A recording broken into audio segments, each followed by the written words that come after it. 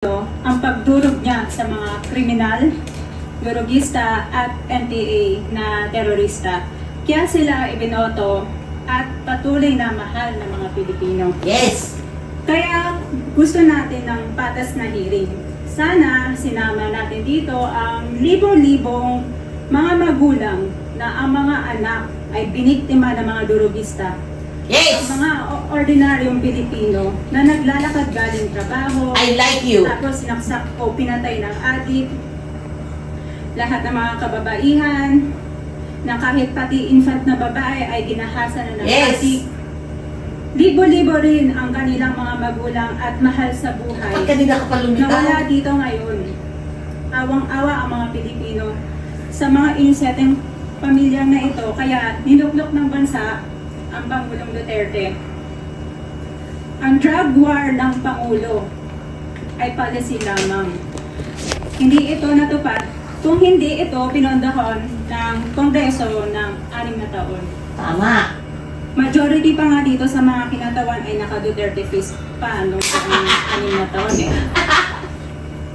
Ang Duterte Youth Party List po ay patuloy na naninindigan sa Pangulong Rodrigo Duterte at pangalawang Pangulo, Sara Duterte, na naglingkod ng maayos, dumurog sa mga durugista, Yes! kriminal at NPA na terorista para proteksyonan ang milyon-milyong Pilipino. Correct! Bakit wala nag-iimbestiga dito o nag-iimbita sa atin sa sobrang daming Pilipino na piniktima ng mga terorista? And lastly, sa mga kongresista na kaalyado ng mga NPA, kaya naman tayo, no? Tama. Sa topic ng pagpatay dahil kayo mismo, hindi kayo nagsasalita sa pagpatay ng NPA sa mga pulis, sundalo at mamayang Pilipino.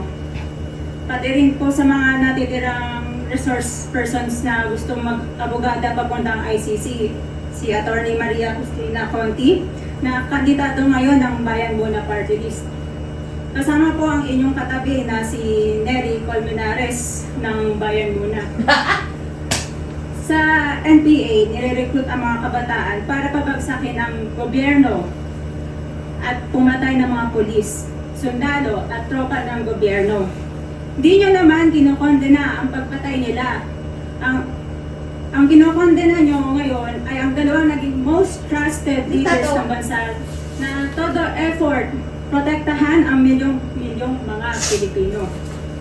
In support sa advocacy sa Pangulong Duterte, ang Duterte Youth Party List ngayon, Kongreso ito, ang kaisa-isang nagpapanukala na pagbalik ng death penalty para sa mga rapists, kidnappers, durugista at terorista. In behalf of the Duterte Youth Party List, kami namin korupsyon. sa todong suporta ng Pangulong Duterte at VP Sara Duterte sa mga tropa ng gobyerno at sa pagdurog nyo sa mga kriminal, durugista at NPA na terorista.